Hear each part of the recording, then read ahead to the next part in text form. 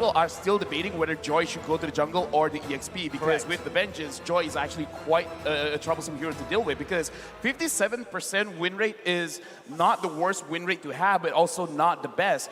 But we're talking about TODAK going up against the Valley, so having Joy is a very chaotic kind of hero. So I kind of feel like this kind of works out for them to go up against TODAK because TODAK, at their best, they're very good at coordinating who should they shut down first. So having the Joy there, kind of like disrupting their tempo, might be good. Yep. And going into the second phase, that's a lot of damage locked in by TODAK already, the Lapu-Lapu and the Hayabusa. So it's clear what TODAK's plan is, and there you go. I think with this pick, the Fredrin on the Valley, they might as well have said, you know what, this is a straight XP lane pick, Joy, right? Yep, agreed. Yeah, I feel like the Fredrin definitely should go into the jungle. The amount, the taunt that you can do, especially when Hayabusa exits from the Shadow Kill, if you time it just right, you can catch Hayabusa off guard, and by the time the taunt finishes, your Shadow Kill has already, your Quad Shadows are already expired. You don't have a backdoor all the way out. I'm really looking at what kind of hero can Yusuke use, because if he uses a hero that has a very big ult, it's gonna really detriment them because the fact that the Valentina is there, it's very problematic. Hilda is quite good going up against the Valentina, but has been banned out. So really, I'm looking at a hero. And here, Basic, his M4 stats, Basic's Bloodbath, the only player that got 2 Maniacs in M4 World Championship. But I gotta say, Chico had 1. So that's big questions, right? I mean, yeah, that's half of what Basic has. 2 questions raised immediately, right? What's Yumski gonna play, and what's Basic gonna play? How is he going to get to that point wherein he's breaking his own record, or maybe possibly 3 Maniacs, or maybe even a Savage at M4? So now with that Claude ban, it looks like Coach Amux and Coach Azim know that they have to protect themselves from this prime level of Basic. There goes the Kadira. One more. Is this going to be a gold lane ban? I feel like it's definitely going to be a gold lane ban. Basic with super bloodthirsty, already 2 Maniacs. You don't want to give something that's meta, right? You want to cut down as many marksmen as possible, but no, instead, TODAK focusing on the Mathilda ban.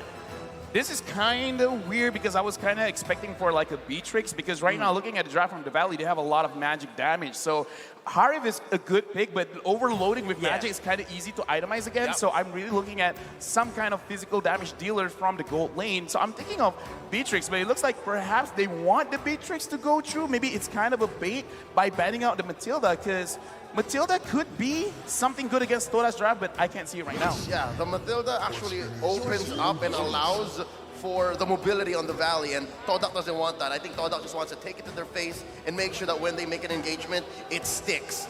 The swing back, though, on the first pick after the second phase began, the Kufra. So they're looking to stop this Hayabusa, looking to stop that Lapu-Lapu, and then they're leaving Basic open, so they're protecting their gold lane. Yeah, so it's all about minimizing the amount of dashes that TODAK can output right now. But with the Kufra going in, there is also the potential carry tank shredding the Kufra very quickly as it's in the air. So I think TODAK, not only just the fact that, yes, I need to be careful and open up the map as much as possible, I need to pack some Purify in. Now, about opening up the map, I was thinking about, you know, something like a Cho, but no, it's going to be a Ruby, and the Pyramid is locked in for TODAK. With this kind of draft, TODAK really wants to fight a lot, so they really want to be chaotic, they want to start everything early, because this is going to be very interesting for Chico guys to be using the Pyramids, because in their own MPL, Yumski is a crazy Pyramids, because he always get those crazy engages, crazy catches, so now having them both being an engaged type hero, I want to see how they can control, especially in the river as well as the jungle side of things, because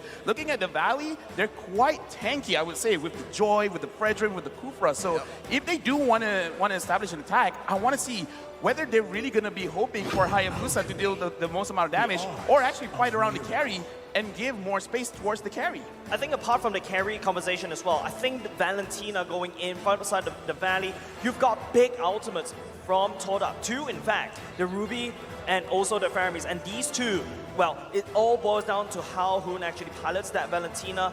These game-changing ultimates could, in fact, benefit the Valley more than TODAK. Truth be told, going into this draft, I am worried for both teams because they have very small box control. Correct. When team fights happen, you have to find a better re-engage because look, your tanks, they come in and it's very honest. You have that jump from the Kufra, you have the pull from the Ruby, and then you both technically have a cult altar.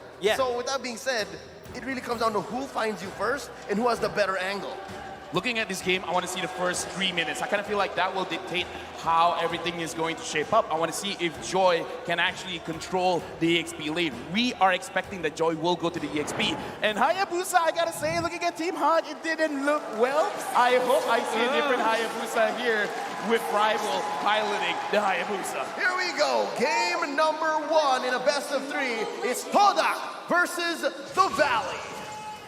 Right off the bat right here, you can see both these two teams already clashing. It's going to be Mohamed Zain starting at the purple, Rival starting at the orange. I think the second thing that both these two teams will be looking at is to go for that Lethal Wanderer control. Yeah, it looks like both teams are playing slightly slow here, so no invade is going for either teams. So we got to look at right now in terms of the lane as well. Looks like there's no Roja going on.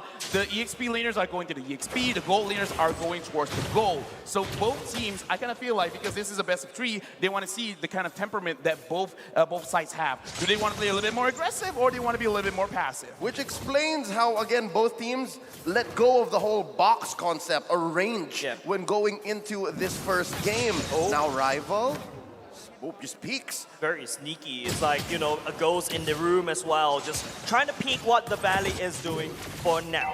Very good map control for TODAK, and it's just now that the Valley had a little bit of control from the top. And I don't know if this surprised you, Lafel, the Joy is actually winning against the Lapu.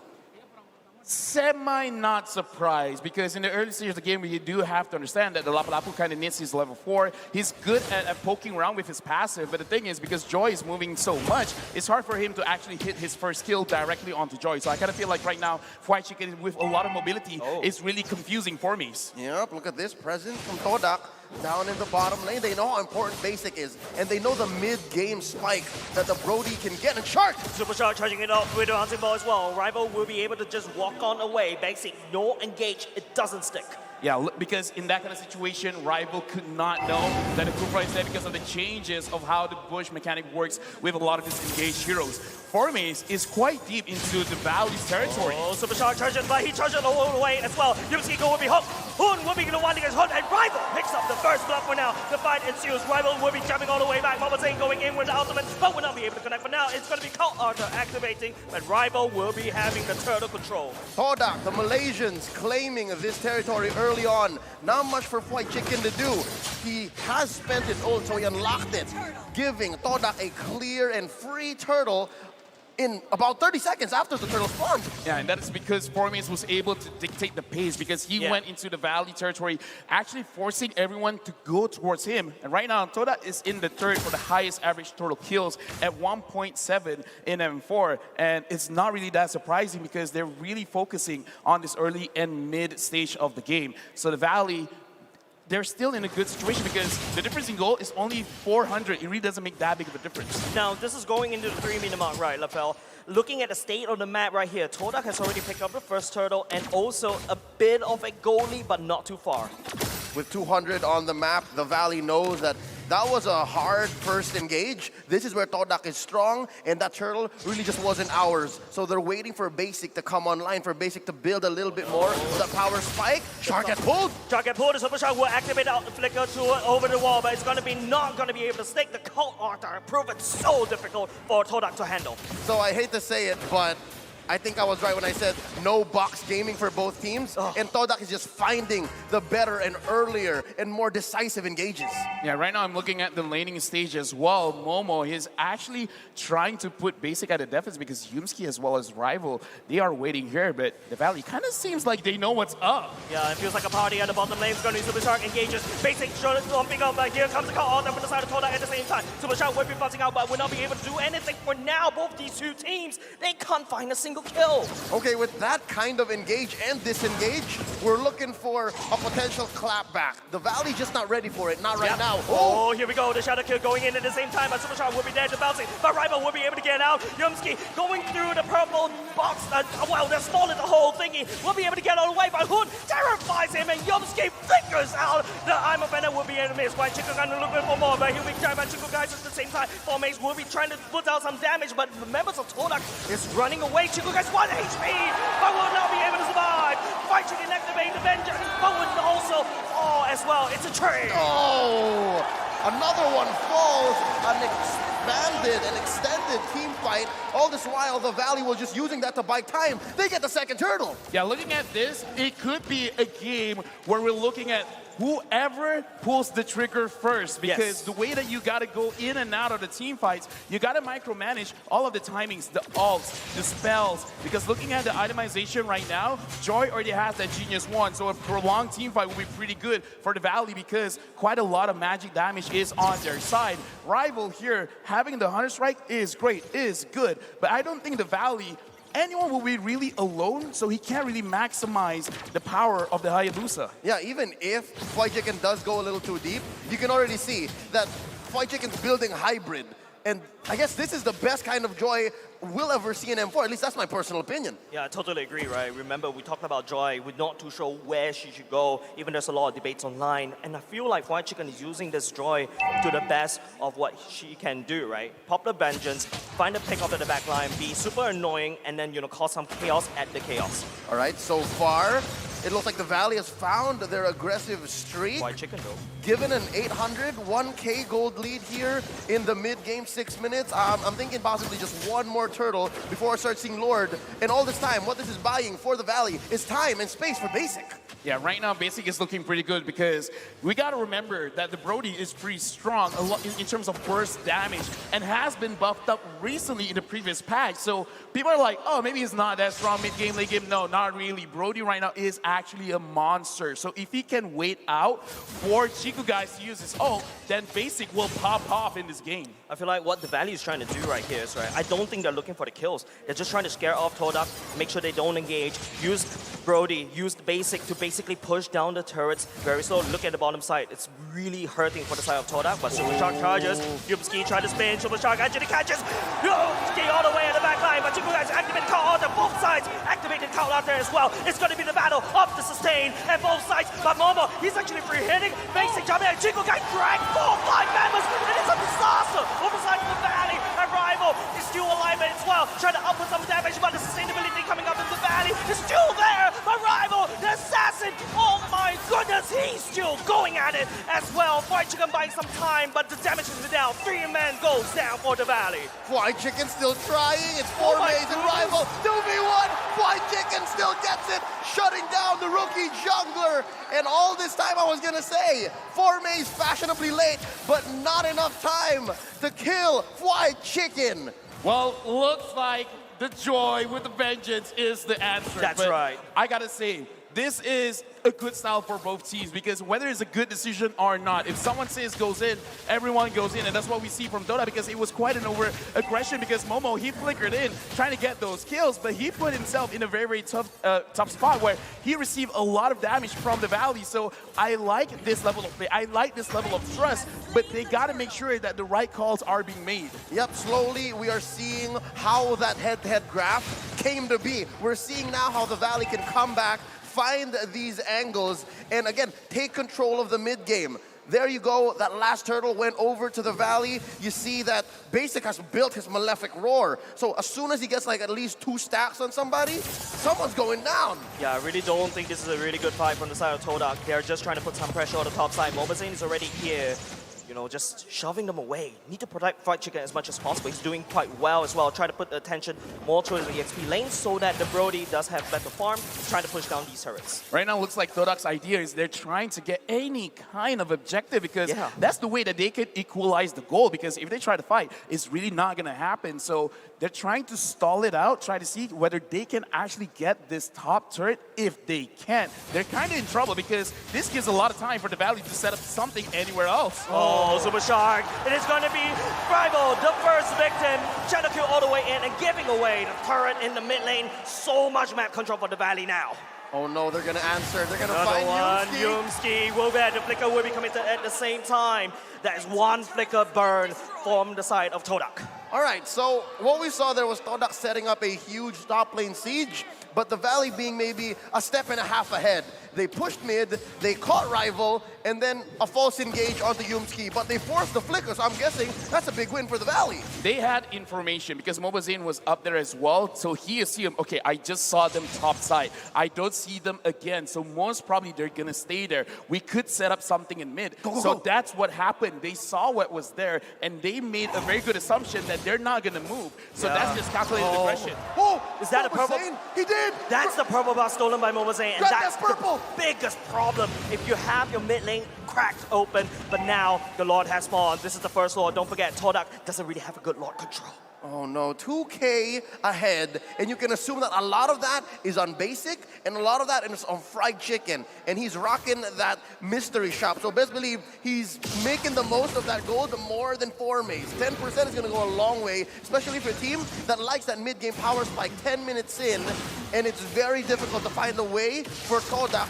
to get in there. We're looking at least all ults being online and looking for that engage. Who's gonna get in first? My goodness me, Mobazane already chunked down the third Lord, already half HP, but look at White Chicken, look at him go. He's looking for the pickup right here, but he's gonna get stunned right now by Mobazane. At the same time, White Chicken fought so much time for the Lord to be taken away by the Valley as the Valley collapse on top of TODAK. 3 members has already gone down, 4 mates, and also fighting for dear life, but would not be able to survive. Rival, the only one left. Super Shark, man, he set it up so well as well. Since everyone is so clumped up together, there is no way this Hayabusa could work. So right now, they're really losing up the engages on Super Shark. He's really shutting them down hard.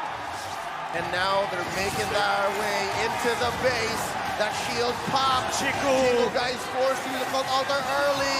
Too early and too late at the same time. Yosuke will be dragging it now. Look at the damage from coming from Momo. Will not be able to connect. Basic still all the way back by the Hood coming in with the call out of his own. And Rival gets knocked up in the air at the same time. It is going to be Momo trying to output some damage in the next side, but will not be able to connect for now. Formace will be able to take down one South River for now. As Hood will be taking down Chico. The stun going in. Formace, what are you going to do against Mobazane? A show of sportsmanship between Zane and Formaze. I love how much this young man has grown from North America. We used to know him as these marksman junglers, as the assassin junglers, and now look him.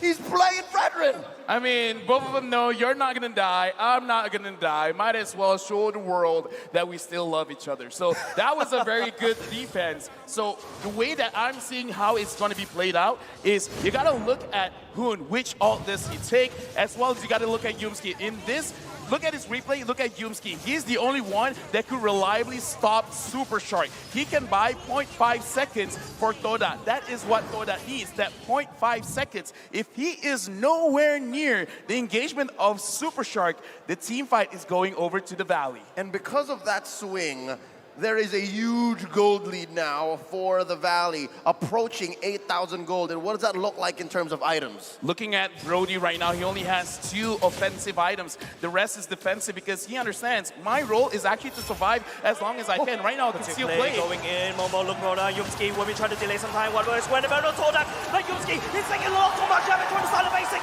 Mobazane already looking for the Chico guys, kill at the same time. But look at White Chicken, he's in like so much time against Momo. Formace will be trying to fighting out the call, they're going in, they're trying to kill, activated by the TODAK as well, but will not be able to buy enough time. Peter Bryce, what do you have for breakfast? I want some. This Brody knows what he's doing. It's a throwback to M2 Carl Teasy, winning that World Championship, building the marksman this way. They're going to clear this wave, and they're going to take their time. Discipline is the call here, 13 minutes in. Right now, I kind of feel like TODAK, if they really want to take a fight, they kind of got to take it in a very open space because closed spaces is very good for a Kufra. So inside your base, around the river, not inside the jungle. If they do want to fight, don't fight the jungle. I know how strong Ruby is in the jungle as well, having AoE control. But at this point, you got to respect Super Shark. Pick your fights at the right location. With this current location, it's not good for TODAK. So they got to keep this in mind in their next fight. And the same can be said about the Lapu-Lapu as well. If you're in those tight corners, those alleys, it's kind of hard for Formaze to predict where to land the bravest fighter and all the following skills. So that again allows White Chicken to just go roughshod straight into the back line. Now this Lord, it's as free as it gets. All right, gratis as they say here in Indonesia, giving them what, a close to 10K goal lead. Looking at the state of devastation, there's nothing that TODAK could do. No contest, no nothing at all. TODAK would need to lie flat at their base and just basically watch the animation there. The Lord has been taken down, given over the side of the valley, and this could be the very last push. This is one last option that they can have, and that is don't care about your friends. If your friends die, let them die. Just move around the map. You have a Hayabusa because look at how the Valley's playing. They play together. So if they're playing together, 1 or 2 lanes is going to be open. So try to attack those lanes. Would you prefer that it be Rival or Formies who does that? Because it's only one of them. No, both. Do both. Just trust that Yumski, Chiku guys, and Momo can protect their own base. Just Delta split. Just Delta split. If you're gonna lose anyways. No, not like this. Not like this, Falafel, not like this. The conceal play going in. The Lord is already rampaging all across the base for now. Bottom side has already been destroyed by the side of the valley. It's up to TODAK to try to defend. No one is committed anything for now. It's going to be Superstar charging at the same time. Look at the defense coming up from TODAK at the same time. White Chicken going on the back line. Momo will be able to do some damage. The Lord is still getting chunked down by the side of TODAK. Nice defense, question mark, but that will be it. But Yomsky, he goes in. The co-hosts are going to be activated. It's going to be a full fast battle in a bloodbath happening in the base of TODAK as the valley will slowly make its way to the core. And they are not going to stop there. They are not going to go down without a fight as they will be chunking down on the core for their sweet victory. The Langar has been quelled for now. Game 1 goes over to the Valley. Yeah, looking at that, I kind of feel like TODAK, they gotta look at Super Shark and they gotta look at the drop in terms of White Chicken's potential, because I've been talking about White Chicken as well, that it kind of looks like he doesn't care what kind of hero he gets. He will always make sure that he wins the lane. So maybe in the upcoming draft, you gotta really make sure whatever hero Formaze picks up, you gotta use a hero that he can for sure win the lane, win the game.